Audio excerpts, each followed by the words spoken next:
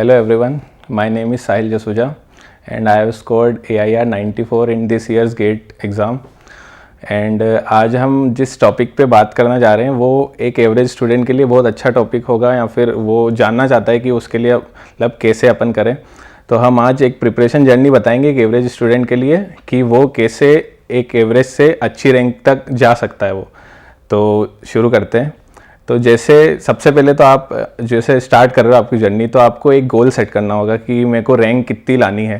जैसे 10 रैंक तक लाना है या 100 तक लाना है या फिर उसके ज़्यादा लाना है, वो आपका एक गोल रहेगा कि आपको कौन से कॉलेज में जाना है या कौन सी रैंक लेके आनी है। तो एक जो गेट एग्ज़ाम है वो इतनी हार्ड एग्ज़ाम है ही नहीं, बहुत ईजी सी एग्ज़ाम है। सिलेबस भी ज़्यादा बड़ा नहीं है, ठीक ठाक सिलेबस है। अगर आप सही से पढ़ोगे, सही डायरेक्शन में पढ़ोगे ना, तो बहुत ईजीली आपकी क्लियर हो जाएगी। तो अब जैसे आपको अगर 10th रैंक तक भी लाना है, तो इस साल का जो गेट का रिजल्ट आया था तो उसमें सिर्फ 70% मार्क्स पे जो ऑल इंडिया अंडर 10 रैंक में आ गया था, उसके मार्क्स को 70 कुछ थे। एंड जो अंडर 100 रैंक थी वो अराउंड 60 मार्क्स के आसपास थी, 60-61 के आसपास।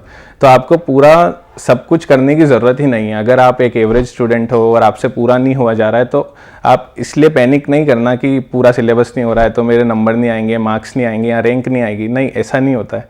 आप जैसे 60% कर लोगे या 70% कर लोगे तो उसमें भी आपके अंडर 100 रैंक आ सकती है, क्योंकि 60 मार्क्स में आ रहे हैं आजकल। तो मेरे अकॉर्डिंग पहले आप एक प्लान सेट करो कि आपको रैंक कितनी लेके आनी है, उसके बाद अपन उसके अकॉर्डिंग वर्क करेंगे। जैसे अब कुछ टॉपिक्स हैं जो अपन मतलब बहुत अच्छे से कर सकते हैं। जैसे एक एप्टीट्यूड टॉपिक है। एप्टीट्यूड क्या 15 मार्क्स का आता है, तो एप्टीट्यूड गेट का बहुत इजी आता है, जो दूसरे एग्जाम से बहुत इजी एप्टीट्यूड आता है। जैसे बहुत, तो अपन उसमें एटलीस्ट ट्राई करें कि अपन 13 to 15 मार्क्स अराउंड स्कोर करें। तो उससे क्या होगा कि 100 में से 15% मार्क्स तो अपने ऑलरेडी आ ही गए हैं। तो उसके बाद अपन को अगर अपनी 10 रैंक तक का भी अपना टारगेट है ना, तो उसके लिए अपन को सिर्फ 55 मार्क्स और चाहिए। तो 55 के लिए अपन को 85 में से सिर्फ 55 मार्क्स चाहिए। उसके बाद 13 मार्क्स की आती है मैथ्स। अब मैथ्स का जो सिलेबस है ना CSE का, वो बहुत ही ईजी सिलेबस है। एक डिस्क्रीट आता है, मैट्राइसिस, प्रोबेबिलिटी आती है, 3 ही टॉपिक आते हैं मेनली। तो बहुत ईजी सिलेबस, उसमें मैट्राइसिस, प्रोबेबिलिटी ईजी है।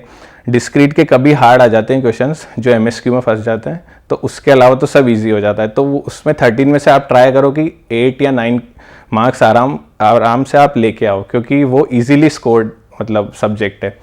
तो इससे आपके कुछ 20-22 मार्क्स के अराउंड हो जाएंगे। उसके बाद जो बाकी के जो अपने बचे जो 70 मार्क्स हैं या 72 मार्क्स हैं जो अपने रिमेनिंग है, उसके अंदर आपको सिर्फ 40-41 मार्क्स चाहिए।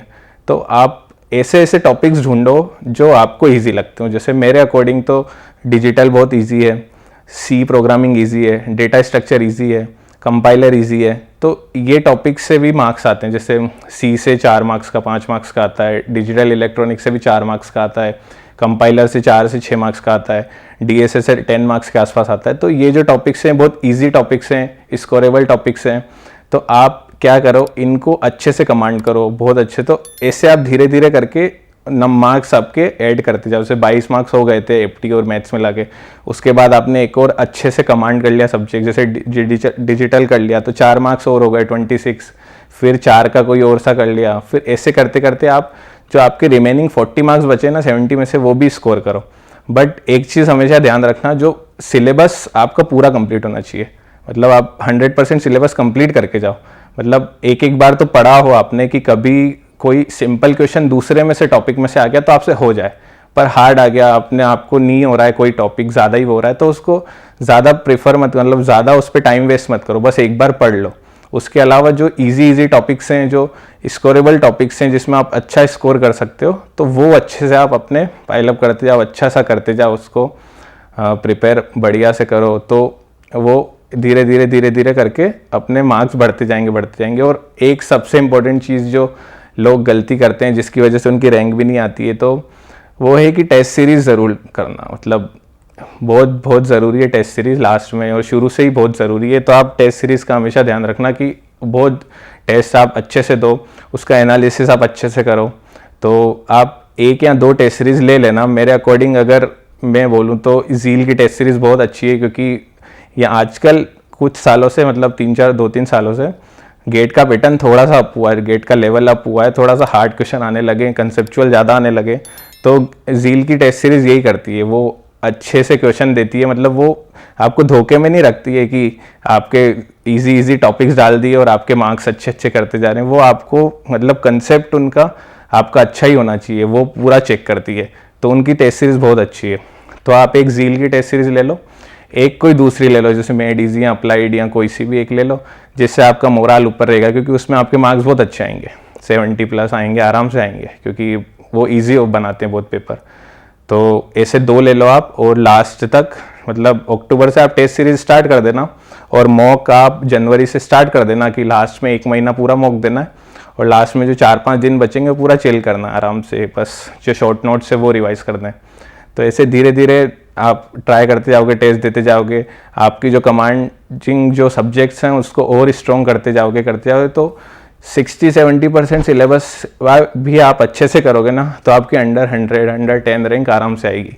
मैं मेरा एग्जांपल भी देता हूँ ना, तो मैंने भी बहुत सारे टॉपिक छोड़े थे, मतलब CAO छोड़ के गया था मैं, TOC छोड़ के गया था, और भी 2-3 CN छोड़ के गया था आधे से ज़्यादा, और भी 1-2 सब्जेक्ट के कुछ टॉपिक जो मेरे को हार्ड लगते थे वो मैं सब छोड़ के गया था। मैंने सिर्फ 60-70% सिलेबस ही कंप्लीट किया था, और मेरा FT बहुत अच्छा था, FT में से 15 मार्क्स थे मेरे इस बार। तो उस और जो बाकी जो सब्जेक्ट मैंने अच्छे से करे थे ना, तो उसके अकॉर्डिंग ही मेरे मार्क्स आए, तो मेरे मार्क्स भी 62 ही है, तो उसमें मेरी 94 रैंक है। तो आप देख लो कि 60 मार्क्स के आसपास आपकी अंडर 100 रैंक आराम से आएगी, और आप थोड़ा और मेहनत करके 70 तक चले गए तो अंडर 10 आ जाएगी। तो मेरा तो यही है कि अगर आप एक एवरेज स्टूडेंट हो जैसे मैं था, तो आप सिर्फ इतना करो कि आप ऐसे डरो मत कि आपका पूरा सिलेबस हो रहा है या नहीं हो रहा है, कोई मैटर नहीं करता पूरा सिलेबस करना। जितना आप कर रहे हो 60-70% वो अच्छे से करोगे ना, तो उसमें भी आपकी बहुत अच्छी रैंक आएगी। And thank you very much.